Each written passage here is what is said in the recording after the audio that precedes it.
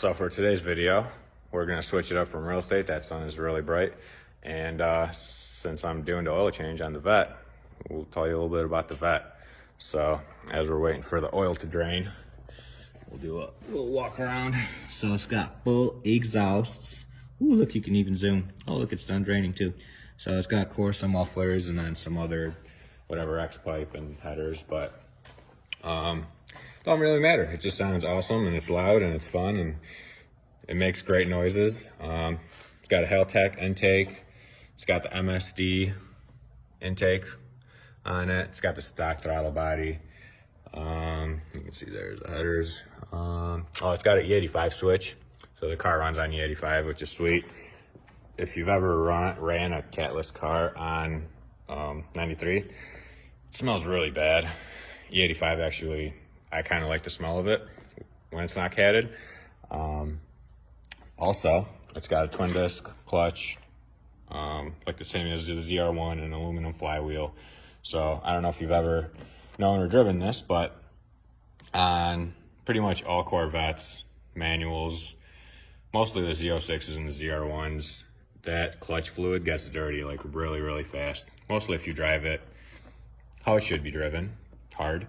So about like, I don't know, depending on how much you drive it, once or twice a week, maybe once a month, you have to change that fluid out. But you see this little guy right here?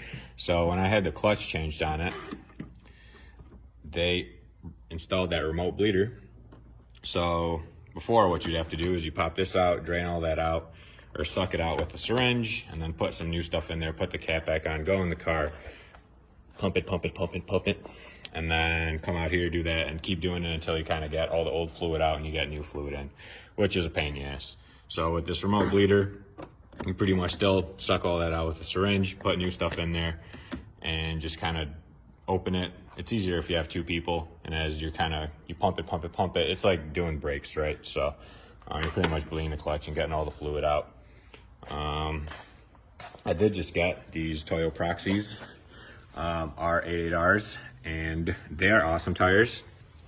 Awesome. They are a little loud, but the car is obnoxiously loud, so it doesn't really matter that much in this case. The only bummer about these is they came in like a 325, 30, 20, and like the 20s. I really wanted to keep the 20s on it. I wish they came in a 345 because you can tell. I just wish it was a little fatter, but it still hooks, it still gets. And then on the front, they didn't make it. So the fronts are 285, 35, 19s, and they should be 30s. So if you drive the car, as one should drive a Corvette, it rubs pretty bad here. Mostly if you're like cornering and, you know, hitting the brakes and, you know, doing things, using the car, having fun. So that is kind of a bummer. And yeah, that's pretty much it. Got a sweet license plate. That's the Corsa mufflers that I made sure I tightened up really good so they don't fall off. And I think that's about it. Oh, I do have so the motor does have, what happened? Oh, here we go, we're good. So I don't know if I talked about this, but it does have cams. The heads were redone on it. Just a medium cam. I'd started, but the oil's out of it. And yeah, so I made like really decent horsepower. I got pulled over the other day when I didn't have my registration. I was like, I don't have any of that stuff, but I do have my dyno sheet. If you want to check that out. And the cop like laughed and he's like, yeah, how much did it make? So it was pretty funny, but yeah, so I made 580 at the wheels. So that's pretty good. Horsepowers, and it made 502 Torqueys. So it made some good power, I think. And it's still really drivable, really. I mean, you could still daily drive it, and it is very, very fun to daily drive it. And like I said, it's on E85, so without the cats, it does stink a little bit, but I think the E85 helps.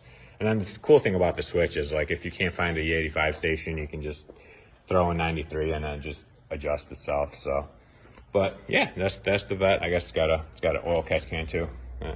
That's not too exciting about that, but yeah, that's the Vette, and it is a great car. And now they're like stupid affordable. When I bought them, it was like the best car per horsepower, whatever, horsepower per dollar or whatever you call it. It is really dusty. But now I think it's even more. I mean, you could probably buy one of these stockish for like 30K if you like look around. And I mean, for 30K, it's a hell of a lot of car and a hell of a lot of fun. So as you can tell, well, not really, but I've always been a Ford guy. And then I was gonna buy a Mustang and like twin turbo it. And then I got this, and it's definitely been a good choice because it's a really fun car.